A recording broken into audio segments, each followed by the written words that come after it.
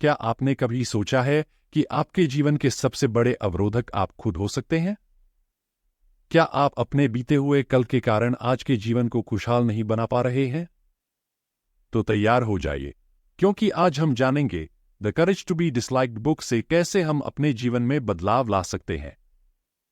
इस वीडियो को अंत तक देखें और जानें कि कैसे आप बिना किसी डर के अपनी जिंदगी को जी सकते हैं। नमस्कार दोस्तों, स्वागत है आपका बुक ब्रेविटी चैनल पर।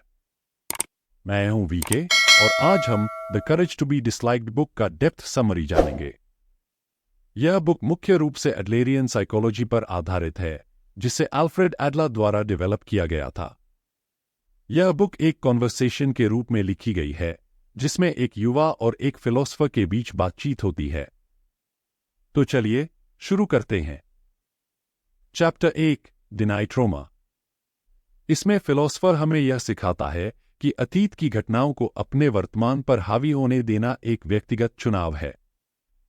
यह एक चुनौतीपूर्ण अवधारणा है, क्योंकि हम अक्सर अपने दुखों और समस्याओं के लिए अतीत को दोष देते हैं। फिलोसफर कहते हैं, आपके जीवन की दिशा आपके द्वारा चुनी जाती है, न कि आपके अतीत द्वारा। एग्जाम्पल के लिए, यदि कोई व्यक्ति अपने बचपन में अपमानित हुआ है, तो वह इसे अपने वर्तमान और भविष्य के जीवन को नियंत्रित करने का बहाना बना सकता है। लेकिन फिलोसफर का तर्क है कि यह घटना केवल एक तथ्य है। यह हमारे निर्णय पर निर्भर करता है कि हम इसे कैसे देखना चाहते हैं। यह चैप्टर हमें यह सिखाता है कि दुखी होना एक चुनाव है और हमें अपने अतीत को अपने वर्तमान पर हावी होने नहीं देना चाहिए। Chapter 2, all problems are interpersonal relationship problems.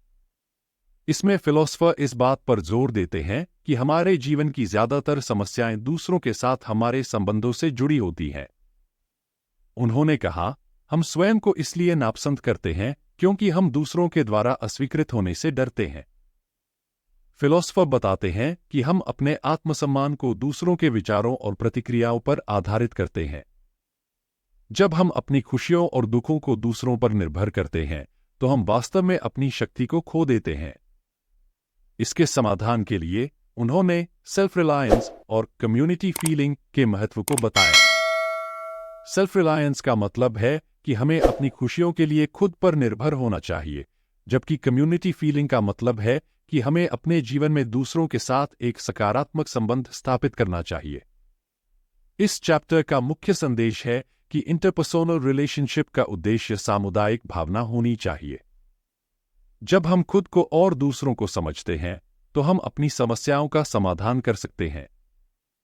Chapter 3, discard other people's tasks. इसमें फिलोसफर हमें सिखाते हैं कि हमें दूसरों के कार्यों को त्यागना चाहिए। उन्होंने कहा कि हम अपनी और दूसरों की जिम्मेदारियों को अलग अलग समझना चाहिए। फिलोसफर ने एक महत्वपूर्ण अवधारणा प्रस्तुत की, जिसे सेपरेटिंग टास्क्स कहा जाता है।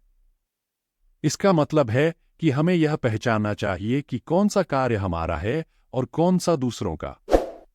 जब हम दूसरों के कार्यों में हस्तक्षेप करते हैं, तो हम अपनी ऊर्जा और समय को बर्बाद करते हैं और अक्सर तनाव और संघर्ष का सामना करते हैं। एग्जाम्पल के लिए, अगर आपके दोस्त का जीवन सही दिशा में नहीं जा रहा है, तो यह उसका कार्य है, न कि आपका। आपको उसकी मदद करनी चाहिए, लेकिन उसके कार्यों में हस्तक्षेप नहीं करना चाहिए। इस चैप्टर का मुख्य संदेश है कि हमें दूसरों के कार्यों को त्यागना चाहिए और अपने कार्यों पर ध्यान केंद्रित करना चाहिए। इससे हम अपने जीवन में शांति और संतुलन पा सकते हैं। Chapter 4, where the centre of the world is.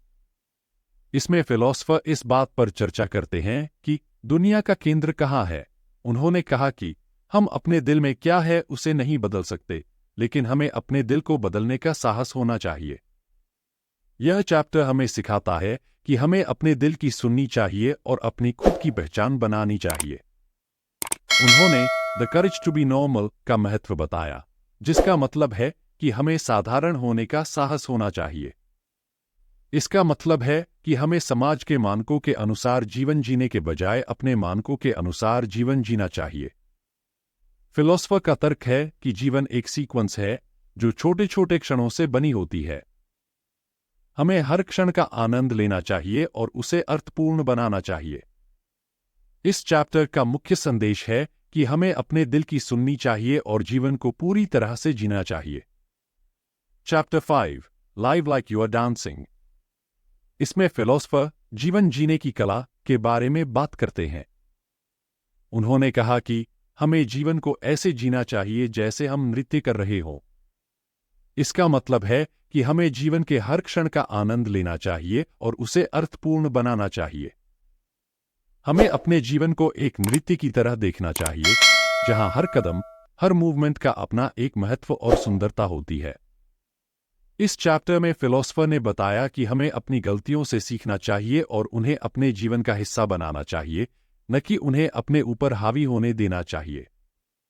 इस चैप्टर का मुख्य संदेश है कि हमें जीवन को नृत्य की तरह जियो, जहां हर पल का आनंद लेना चाहिए और हर अनुभव से सीखना चाहिए। तो दोस्तों, यह था the courage to be disliked का डेप्थ समरी। इस बुक से हमने सीखा कि हमें अपने अतीत को छोड़कर वर्तमान में जीना चाहिए, दूसरों के कार्यों में हस्तक्षेप नहीं करना चाहिए और जीवन को पूरी तरह से आनंद लेना चाहिए। इस बुक ने हमें यह भी सिखाया कि हमें अपने दिल की सुननी चाहिए और जीवन को अपने तरीके से जीना चाहिए। अगर आपको यह वीडियो पसंद आया हो तो लाइक और सब्सक्राइब जरूर करें। और हां, अगर आप किसी और बुक का समरी चाहते हैं तो हमें कमेंट्स में जरूर बताएं। अगले वीडियो में मिलते हैं, तब तक के लिए खुश रहें और साहस के साथ जिएं।